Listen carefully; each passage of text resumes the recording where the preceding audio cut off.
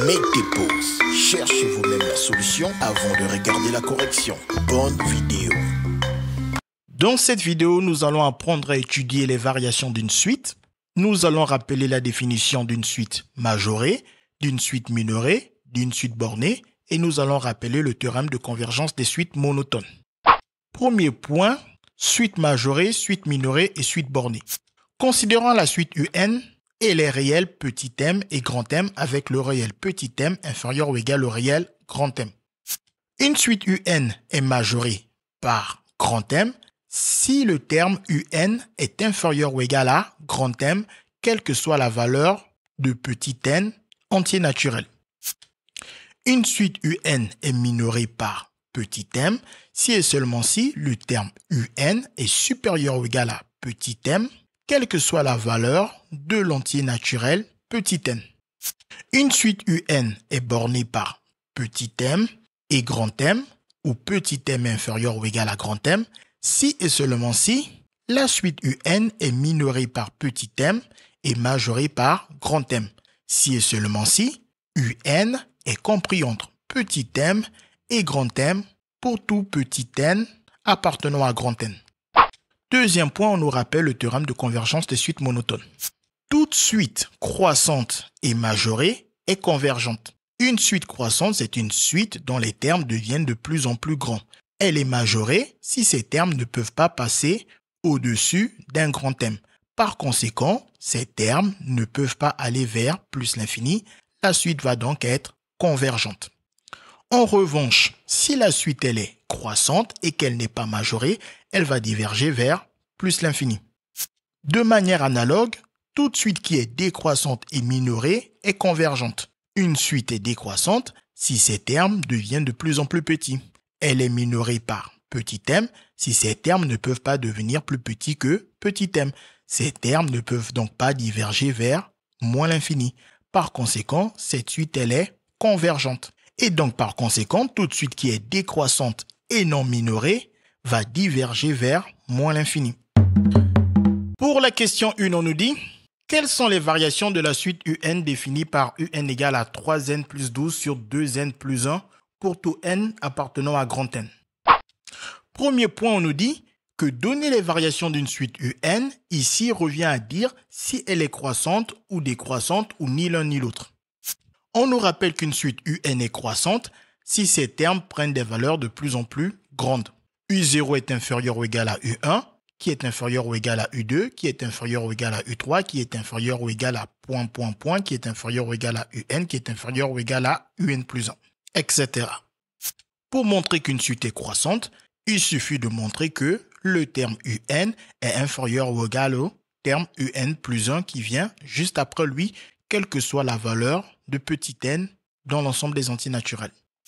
On nous rappelle qu'une suite UN est décroissante si et seulement si ces termes prennent des valeurs de plus en plus petites. U0 est supérieur ou égal à U1, qui est supérieur ou égal à U2, qui est supérieur ou égal à U3, qui est supérieur ou égal à ... qui est supérieur ou égal à UN, qui est supérieur ou égal à UN plus 1, etc. Pour montrer qu'une suite UN est décroissante, il suffit de montrer que le terme UN est supérieur ou égal à son terme suivant, à savoir le terme UN plus 1, quelle que soit la valeur de petit n dans les entiers naturels. Deuxième point, on nous dit qu'on peut trouver les variations de la suite UN, ici à l'aide du signe de la différence UN plus 1 moins UN. Si cette différence elle est positive, la suite est croissante. Si cette différence est négative, la suite est décroissante. Et non précisé ici, si cette différence est égale à 0, la suite est constante. Troisième point, on nous dit que comme la suite UN est de la forme UN égale à f de n, c'est-à-dire que nous avons sa formule explicite, où f a pour expression f de x égale à 3x plus 12 sur 2x plus 1, alors ici, les variations de la fonction f donnent les variations de la suite UN. Si la fonction f est croissante, alors la suite UN est croissante. Si la fonction f est décroissante, alors la suite UN est décroissante. Non précisé ici, si la fonction f est constante, alors la suite UN est constante. Attention, la réciproque est fausse. Si la suite UN est croissante, la fonction n'est pas forcément croissante, elle peut être croissante ou pas. Si la suite UN est décroissante, la fonction f n'est pas forcément décroissante, elle peut être décroissante ou pas. Croire que la réciproque est vraie, c'est faire une erreur de logique qu'on appelle l'affirmation du conséquent, voire les sophismes. Quatrième point, on nous dit que pour étudier les variations de la suite UN, on peut penser à se dire qu'on va comparer le quotient UN plus 1 sur UN au nombre 1. Cette méthode n'est envisageable que si la suite UN est de signe constant, soit elle est constamment positive ou constamment négative. Ici, elle est constamment positive parce que n étant positive, 3, 12, 2 et 1 étant aussi positif, on fait des multiplications et des additions et des quotients de nombres positifs, donc le terme UN est positif. Et donc, si ce quotient est plus grand que 1, la suite elle est croissante. S'il est plus petit que 1, la suite est décroissante. Et s'il est égal à 1, la suite est constante. Mais on nous dit que cette méthode n'est pas du tout adaptée à ce cas. Parce que si on tente de la faire, on aura des calculs qui sont beaucoup trop compliqués par rapport aux méthodes précédentes qui sont beaucoup plus simples dans ce cas. Cinquième point, on nous dit ici, penser à utiliser une démonstration par récurrence n'est pas du tout adapté car on n'a pas la forme UN plus 1 égale à f de UN. C'est-à-dire, nous n'avons pas une formule de récurrence de cette suite. Pour envisager de faire une démonstration par récurrence, il faut avoir une relation de récurrence. Dans la rédaction, on peut par exemple dire, pour tout n appartenant à grand N, on a UN plus 1 moins UN égale. Le UN est donné dans l'énoncé. Pour trouver le UN plus 1, à tous les n, nous rajoutons 1 plus 1. UN devient UN plus 1 parce qu'à n, je rajoute plus 1. Mon 3n devient 3n plus 1 parce qu'à n, je rajoute 1 plus 1. Et le 2n devient 2n plus 1 car à n, je rajoute 1 plus 1. Attention, ici, il ne faut surtout pas oublier les parenthèses car 3n plus 1 sans parenthèse, ce n'est pas la même chose que 3 facteurs de n plus 1 avec des parenthèses comme ça. Avec les parenthèses, le 3 multiplie le n et le 3 multiplie le 1. Sans les parenthèses, le 3 ne multiplie uniquement que le n. Pour enlever ces parenthèses, on utilise la distributivité simple. Le 3 multiplie le n, ce qui nous fait 3n. Ensuite, le 3 multiplie le plus 1, ce qui nous fait plus 3. Et on n'oublie pas le plus 12 à côté. De même au dénominateur, le 2 multiplie le n, ce qui donne 2n. Le 2 multiplie le plus 1, ce qui nous donne plus 2. Et on n'oublie pas le plus 1 juste à côté. Et on écrit le moins entre un plus 1 et un. Et à gauche de ce moins, on met l'expression de un. Ensuite, au numérateur, ici, on n'a plus qu'à réduire en disant que plus 3, plus 12, ça nous fait plus 15. Ce qui nous donne deux quotients avec des dénominateurs qui sont différents. On va donc devoir réduire au même dénominateur. Pour pouvoir réduire ces deux quotients au même dénominateur, on prend par exemple le dénominateur 2n plus 1 du deuxième quotient et on multiplie le numérateur et le dénominateur du premier quotient par le dénominateur du deuxième quotient. Ce qui nous donne alors 3n plus 15 facteur de 2n plus 1 sur 2n plus 3 facteur de 2n plus 1. On refait exactement la même chose avec le dénominateur du premier quotient qui va multiplier le numérateur et le dénominateur du deuxième quotient. Ce qui nous donne alors 2n plus 3 facteur de 3n plus 12 sur 2n plus 3 facteur de 2n plus 1. Maintenant qu'on a le même dénominateur, on va alors pouvoir écrire une seule barre de fraction à l'aide de ces deux barres de fraction. Mais avant, on peut d'abord commencer par effectuer les calculs au numérateur. Ici, on va appliquer la double distributivité. Le 3n va multiplier le 2n, puis le 3n va multiplier le plus 1. 3n fois 2n, ça fait 3 fois 2, 6, et n fois n, ça nous fait n puissance 2. 3n fois plus 1, ça nous fait plus 3n. Ensuite, on distribue le plus 15 va multiplier le 2n, et ensuite plus 15 va multiplier le plus 1. Plus 15 fois 2n, ça fait 2 fois 15, ça fait 30. Le plus, et ici il n'y a pas de signe, ça nous fait plus, et avec le n, ça nous fait plus 30n. Et ensuite le plus 15 fois plus 1, plus fois plus, ça fait plus, 15 fois 1, ça fait 15. On fait exactement la même chose pour le deuxième numérateur. Le 2n va multiplier le 3n, puis le 2n va multiplier le plus 12. Et ensuite, le plus 3 va multiplier le 3n et le plus 3 va multiplier le plus 12. 2n fois 3n, 2 fois 3, ça fait 6. n fois n, ça nous fait n puissance 2. 2n fois plus 12, plus fois un signe plus qui n'est pas écrit, ça nous fait plus. 2 fois 12, ça nous fait 24. Et avec le n, ça nous fait plus 24n. Le plus 3 fois 3n, plus fois un signe plus qui n'est pas écrit, ça nous fait plus. 3 fois 3, 9. Et avec le n, ça nous fait plus 9n. Plus 3 fois plus 12, plus fois plus, ça nous fait plus. Et 3 fois 12, ça nous fait 36. Une fois qu'on a fini de développer, on va ensuite réduire ces numérateurs. On a plus 3n, plus 30n, cela nous donne plus 33n. Et on n'oublie pas d'écrire le 6n puissance 2 et le plus 15 juste à côté. De même, ici, on a plus 24n, plus 9n, ce qui nous donne plus 33n.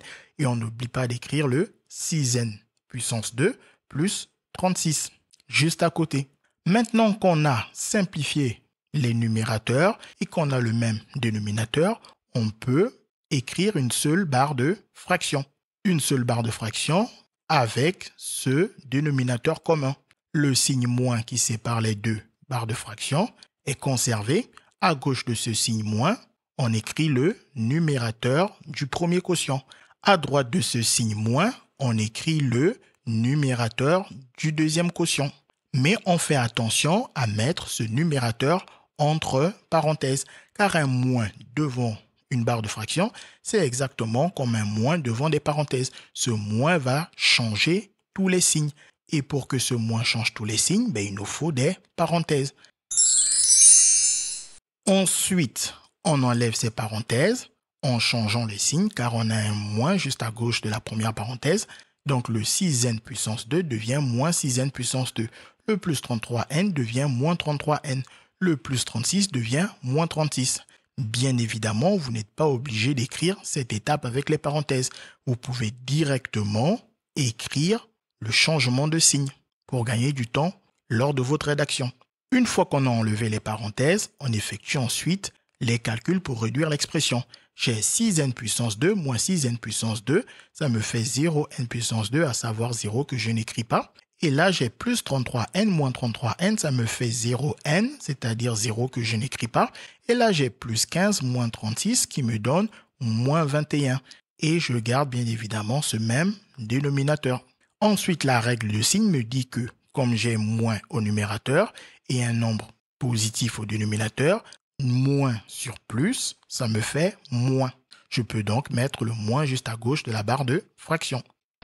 Et comme ce moins 21, il est strictement négatif et que mon dénominateur est supérieur ou égal à 0, parce que je n'ai que des nombres qui sont positifs avec lesquels je fais des sommes et des produits.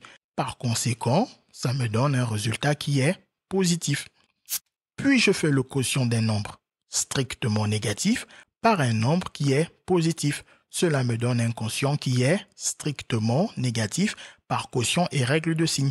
Un quotient ne s'annule que si son numérateur peut s'annuler. Ici, le moins 21 étant strictement négatif, le quotient ne pourra donc pas s'annuler, il est strictement négatif. Et je me rappelle que ce quotient n'est rien d'autre que la différence un plus 1 moins un. Si ce quotient est négatif, ma différence un plus 1 moins un est aussi strictement négatif.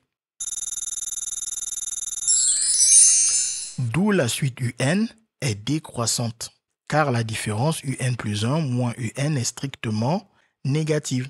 CQFD, ce qu'il fallait découvrir. On nous propose une autre méthode pour déterminer les variations de la suite un. On remarque que le terme un est de la forme f de n, où f est une fonction qui a pour expression f de x égale à 3x plus 12 sur 2x plus 1, avec x que nous pouvons juste prendre dans l'intervalle 0 inclus plus l'infini, car n est un entier naturel et donc n est positif. Donc si x prend la place de n, x reste positif tout comme n est positif. On nous fait remarquer que cette fonction f est de la forme u sur v, où u a pour expression 3x plus 12 et v a pour expression 2x plus 1. La dérivée de u sur v n'est rien d'autre que u'v moins v'u sur v carré, où u' égale à 3, car u étant égal à 3x plus 12, la dérivée de x c'est 1, donc ça nous fait 3 fois 1, et la dérivée de plus 12 c'est 0, ça nous fait 3 fois 1 plus 0 qui donne 3. Et la dérivée de v c'est 2, car v étant égal à 2x plus 1, la dérivée de x étant 1, ça nous fait donc 2 fois 1, et la dérivée de plus 1 c'est 0, ça nous fait 2 fois 1 plus 0 qui nous donne 2. Pour dériver la fonction f, on commence par justifier qu'elle est bel et bien dérivable sur 0 plus l'infini. F est dérivable sur 0 plus l'infini comme quotient de fonction dérivable sur 0 plus l'infini à dénominateur qui ne s'annule pas sur 0 plus l'infini, car en résolvant l'équation 2x plus 1 égale à 0, on voit que la solution n'est rien d'autre que x égale à moins 1 sur 2. En effet, 2x plus 1 égale à 0, ça nous donne 2x égale à moins 1, qui nous donne x égale à moins 1 sur 2. Et moins 1 sur 2 n'est pas dans l'intervalle 0 plus l'infini. Par conséquent, le dénominateur ne s'annule donc pas sur 0 plus l'infini. Pour trouver l'expression de la dérivée, on applique alors la formule de la dérivée d'un quotient. Le u', on a trouvé 3, donc on écrit 3. Le v, c'est 2x plus 1, donc on met parenthèse 2x plus 1. Moins v', on a trouvé 2, donc on met moins 2. Le u, c'est 3x plus 12, donc on met 3x plus 12 entre parenthèses. Attention, il ne faut surtout pas oublier les parenthèses qui sont très importantes ici. Puis, au dénominateur, on a v puissance 2 et v de x n'est rien d'autre que 2x plus 1, ce qui nous donne au dénominateur 2x plus 1 puissance 2. Ensuite, on enlève les parenthèses en utilisant la distributivité simple. Le 3 multiplie le 2x et le 3 multiplie le plus 1. 3 fois 2x, 3 fois 2, 6. Avec le x, ça fait 6x. 3 fois plus 1, ça nous fait plus 3. De même ici, avec la distributivité simple, on distribue le moins 2 à 3x, puis le moins 2 à plus 12. Moins 2 fois 3x, le 3x, c'est un signe plus qui n'est pas écrit. Moins fois plus, ça nous fait moins. 2 fois 3, 6. Avec le x, ça nous fait donc moins 6x. Et le moins fois le plus du plus 12, moins fois plus, ça fait moins. Et 2 fois 12, ça nous fait 24, ce qui nous fait donc moins 24. Et le dénominateur reste inchangé. Ensuite, on effectue les calculs. 6x moins 6x, ça nous fait 0x, c'est-à-dire 0 que l'on n'écrit pas. Et le plus 3 moins 24, ça nous fait moins 21. J'ai un signe moins au numérateur. Et au dénominateur, je n'ai pas de signe moins à cause du carré. À la limite, on peut dire que j'ai un signe plus, donc moins sur plus. Règle de signe, ça nous fait un moins, que l'on peut juste écrire à gauche de la barre de fraction. Maintenant, on peut dire que comme le numérateur moins 21 est strictement plus petit que 0, et que le dénominateur 2x plus 1 puissance 2 est supérieur ou égal à 0, car le carré d'un nombre réel est toujours positif, alors le quotient moins 21 sur 2x plus 1 puissance 2 va être strictement négatif par quotient et règle de signe. En effet, un quotient ne peut s'annuler que si son numérateur peut s'annuler. Le numérateur moins 21 étant strictement plus petit que 0, par conséquent, le quotient va lui aussi être strictement plus petit que 0, il ne peut pas s'annuler. Mais si vous mettez inférieur ou égal à 0, ce n'est pas grave parce que tout ce qui est strictement plus petit que 0 est aussi inférieur ou égal à 0. Et ce quotient est négatif parce que j'ai un nombre négatif divisé par un nombre positif, ce qui me donne un quotient négatif. Et on se souvient que ce quotient n'est rien d'autre que f' de x. Si ce quotient est strictement négatif, alors f' de x est aussi strictement négatif. Et on n'oublie pas que nous avons calculé la dérivée sur 0 inclus plus l'infini.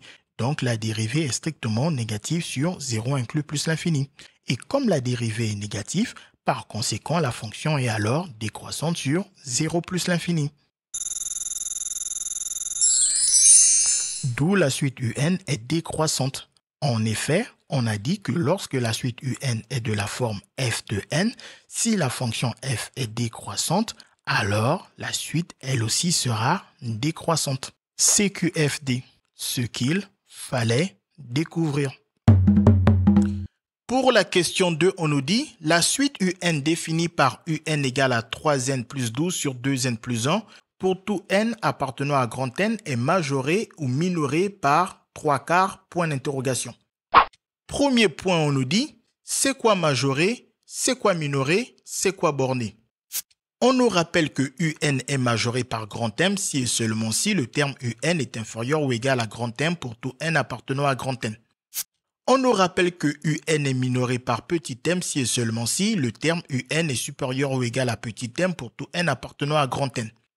On nous rappelle que UN est borné par petit m et grand M si et seulement si le terme UN est compris entre petit m et grand M pour tout n appartenant à grand N où petit m est inférieur ou égal à grand M. Deuxième point, on nous dit que le réel L est un majorant ou un minorant de la suite UN. Cela dépend du signe de la différence UN moins L. Si cette différence est inférieure ou égale à 0, alors L est un majorant de U. Si cette différence est supérieure ou égale à 0, alors L est un minorant de U. Troisième point, on nous dit utiliser la démonstration par récurrence n'est pas du tout adapté dans notre question, car on n'a pas la forme UN plus 1 égale à F de UN. C'est lorsqu'on a une formule de récurrence d'une suite qu'on peut envisager de faire une démonstration par récurrence concernant cette suite. Dans la rédaction, on peut par exemple dire, pour tout n appartenant à grand N, on va calculer la différence UN moins 3/4, puis on va étudier le signe de cette différence pour savoir si 3/4 est un majorant ou un minorant de la suite UN. On commence par remplacer UN par son expression donnée dans l'énoncé, à savoir 3n plus 12 sur 2n plus 1. Et on réécrit le 3/4, puis on réduit au même dénominateur. Le dénominateur 4 du deuxième quotient multiplie le numérateur et le dénominateur du premier quotient, ce qui nous donne 3n plus 12 fois 4 sur 2n plus 1 fois 4. On fait la même chose avec le dénominateur du premier quotient qui multiplie le numérateur et le dénominateur du deuxième quotient, ce qui nous donne 3 facteurs de 2n plus 1 sur 4 facteurs de 2n plus 1. Ensuite, dans ce numérateur, on va développer en distribuant le 4. Le 4 va multiplier le 3n et le 4 va multiplier le plus 12. 4 fois 3n, 4 fois 3, 12, avec le n, ça fait 12n. 4 fois plus 12, les deux nombres étant positifs, le résultat est positif. 12 fois 4, ça nous donne 48. Au dénominateur, on n'est pas obligé de développer. On peut laisser juste le 4 juste à gauche de la parenthèse, ce qui nous fait 4 facteurs de 2n plus 1. Ici, le 3, on va le distribuer. Le 3 va multiplier le 2n. 3 fois 2, 6. Avec le n, ça fait 6n. Puis le 3 multiplie le plus 1. Les deux nombres étant positifs, ça nous fait plus 3. On obtient alors deux quotients qui ont le même dénominateur. On peut garder ce même dénominateur et soustraire les numérateurs. On écrit alors une seule barre de fraction qui a pour dénominateur ce dénominateur commun. On reprend le signe moins qui sépare les deux barres de fraction. À gauche de ce signe moins, on met le premier numérateur et à droite de ce signe moins, on met le deuxième numérateur et on n'oublie surtout pas de mettre le deuxième numérateur entre parenthèses car le moins devant la barre de fraction, c'est comme un moins devant des parenthèses. Il va changer le signe de tous les termes au numérateur. On peut bien évidemment sauter cette étape et directement changer les signes pour directement écrire que le 6n devient moins 6n et que le plus 3 devient moins 3. Ensuite, on réduit le numérateur. Le 12n moins 6n, 12 moins 6, ça nous fait 6. Avec le n, ça nous fait 6n.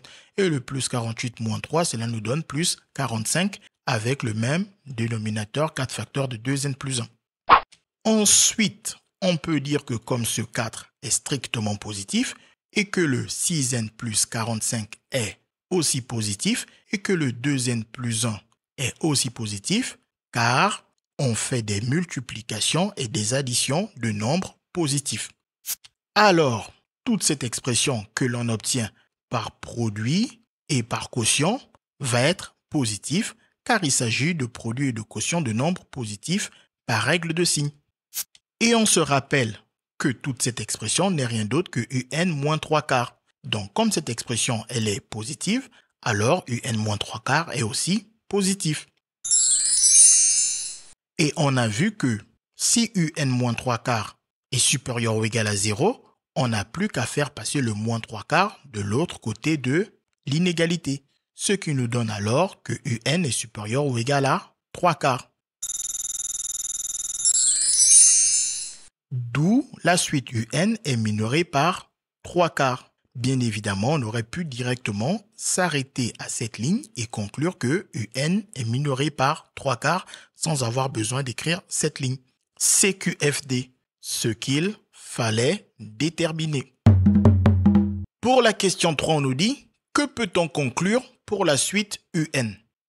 Premier cas d'application du théorème de convergence des suites monotones. Première condition qui doit être vérifiée, la suite UN est croissante. Deuxième condition qui doit être vérifiée, la suite UN n'est que majorée ou la suite UN est majorée et minorée, c'est-à-dire bornée. Conclusion, la suite UN est convergente. Première remarque, le majorant n'est pas forcément la limite. Deuxième remarque, on ne demande pas de trouver la valeur de la limite. Deuxième cas d'application du théorème de convergence des suites monotones.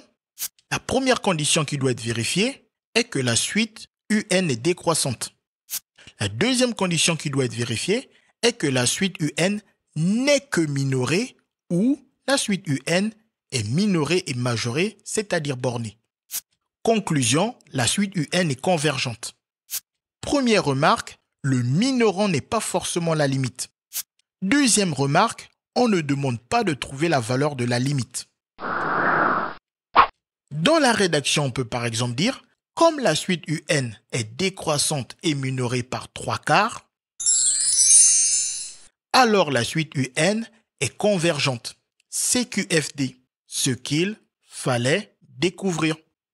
Sinon, en bonus, on nous propose de calculer la limite de la suite UN. Car, dans ce cas, c'est possible, même si dans la plupart des exercices, ce n'est pas toujours possible. Pour tout n appartenant à grand N étoile, on a UN égale à 3n plus 12 sur 2n plus 1. On voit facilement qu'on a une forme indéterminée car le n tendant vers plus l'infini fois 3 plus 12, le numérateur tend vers plus l'infini. De même au dénominateur, le n tend vers plus l'infini fois 2 plus 1, le dénominateur tend vers plus l'infini. On a donc la forme indéterminée, l'infini sur l'infini.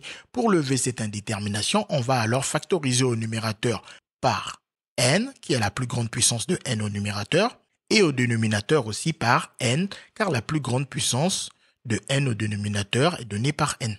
Pour factoriser au numérateur par n, je multiplie et je divise mon numérateur par n, fois n divisé par n. Et pareil, pour factoriser par n au dénominateur, je multiplie mon dénominateur et je le divise aussi par le même nombre n.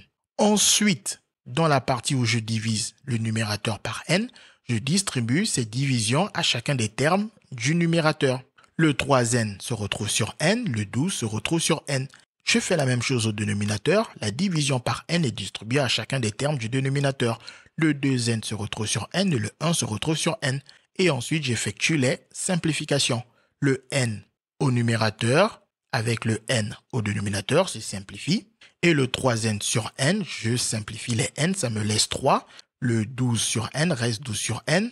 Et le 2n sur n, je simplifie les n, ça me laisse 2. Et le 1 sur n reste 1 sur n.